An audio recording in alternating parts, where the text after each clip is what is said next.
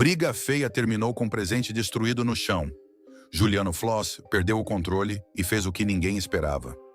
Gente, para tudo o que vocês estão fazendo agora, porque o que aconteceu dentro daquela casa nas últimas horas é de uma gravidade absurda. Eu tô tremendo até agora. O Juliano Floss, aquele menino de 21 anos que a gente achava que era só dancinha e sorriso, explodiu de um jeito que ninguém, eu repito, ninguém dentro daquela casa esperava. E o pior, destruiu um presente de uma sister bem na frente de todo mundo. Mas calma, calma, que eu vou contar tudo tintim por tintim, porque vocês precisam entender como essa bomba foi armada. Tudo começou no comecinho da tarde. A casa estava naquele clima pesado que vocês já conhecem. O paredão tá formado. A Jordana, a Marciele e a Solange estão na berlinda. Todo mundo se olhando de canto. Aquele silêncio que grita. E o Juliano estava na cozinha de boa, preparando aquele almoço dele, tranquilão, na dele, como sempre.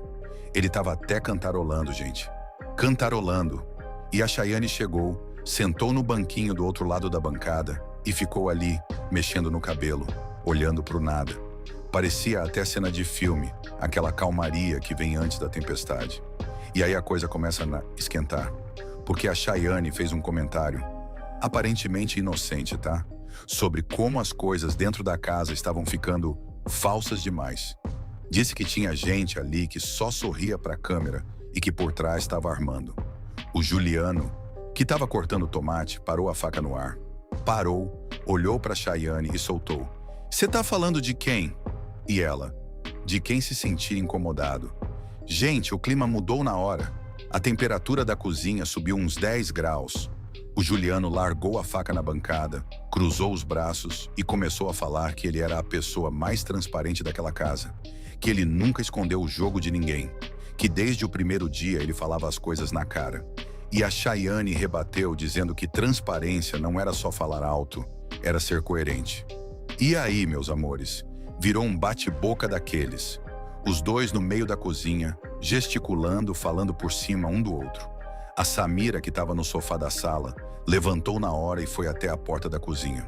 Ficou ali parada, só observando, com aquela cara de "Meu Deus, o que está acontecendo?"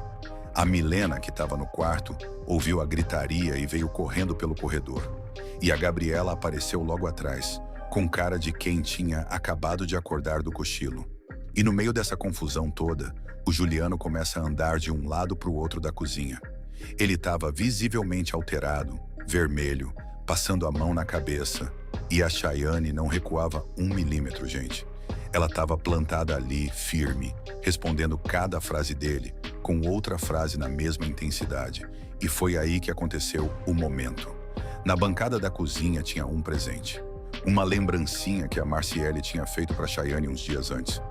Uma pulseirinha artesanal, toda trabalhada, feita à mão, daquelas que a Marciele faz com as técnicas que ela aprendeu sendo cunhamporanga do boi caprichoso. Uma coisa delicada, bonita, cheia de significado. Tava ali em cima de um paninho, do lado de uma fruteira. O Juliano, no auge da discussão, deu um tapa na bancada. E o tapa pegou em cheio na pulseira. A pulseirinha voou, bateu no chão e as miçangas se espalharam tudo.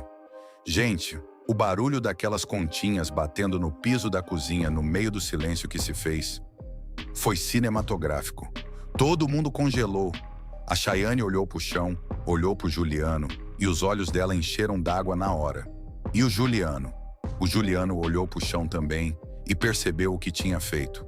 Dava pra ver no rosto dele, gente. Dava pra ver aquele momento exato em que a ficha caiu. Ele ficou parado, com a mão ainda na bancada, olhando aquelas miçangas coloridas espalhadas pelo piso. A Marciele, que estava na área externa e não tinha ouvido a discussão direito, entrou na cozinha nesse exato momento. Ela viu as miçangas no chão, viu a Chayane com os olhos marejados, viu o Juliano paralisado e na hora entendeu tudo. E a expressão dela, gente, a expressão da Marciele foi de uma decepção tão profunda que doía de assistir. Ela não gritou, não xingou, não fez escândalo. Ela só olhou para o Juliano e disse baixinho: "Era um presente meu para ela." E saiu. Aí a casa inteira mergulhou naquele caos emocional. O boneco, que estava lá no jardim fazendo exercício, entrou correndo porque a Samira foi chamar ele. A Ana, que estava no quarto do líder, porque ela é líder pela segunda vez, né, gente? A mulher é uma máquina. Desceu e encontrou todo mundo na sala com cara de velório.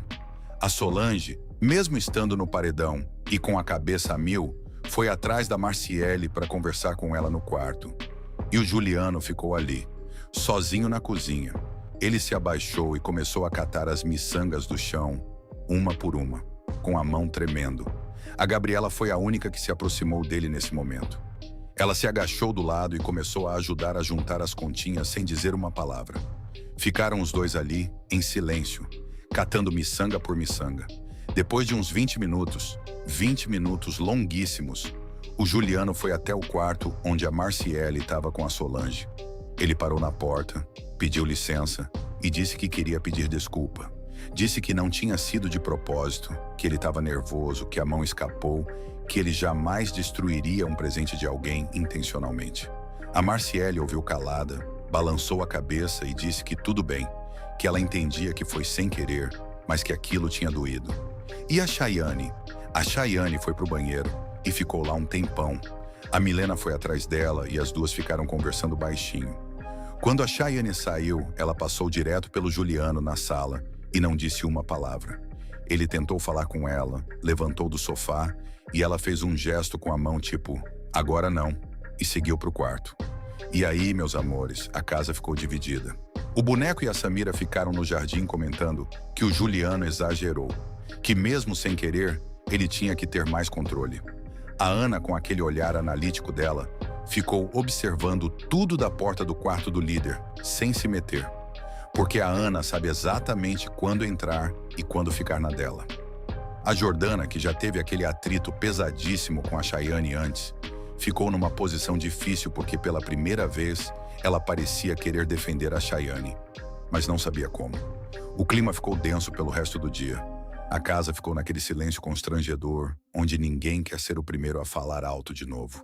O Juliano passou o resto da tarde tentando remontar a pulseira, juntando as miçangas que conseguiu achar, pedindo para Gabriela ajudar ele a amarrar os fios. E a cena dele ali, tentando refazer o presente com aquelas mãos grandes de dançarino, todo atrapalhado com aquelas miçanguinhas minúsculas. Gente, partia o coração, mas o estrago estava feito. Porque naquela casa, nessa altura do campeonato, com o modo turbo ativado, com eliminação chegando na terça-feira, qualquer faísca vira incêndio. E o Juliano, que tinha sobrevivido ao 10º paredão com 43% dos votos, que estava ali firme e forte, pode ter acabado de criar um problema enorme para o jogo dele. Porque uma coisa é brigar de boca. Outra coisa é destruir o presente que uma sister fez para outra com as próprias mãos. Mesmo que tenha sido sem querer, a imagem fica. E agora a pergunta que não quer calar. Será que o Juliano consegue consertar essa situação antes que ela vire munição no próximo paredão? Será que a Chayane vai perdoar? Será que a Marciele, que está no paredão pela primeira vez na vida, vai usar isso de alguma forma? E a Ana, lá do quarto do líder, observando tudo com aquele sorriso de quem sabe exatamente o que está acontecendo. O que ela está planejando? Esse Big Brother 26 não dá um segundo de paz, gente. A casa tá pegando fogo e a gente tá só no top 10. Imagina o que ainda vem por aí.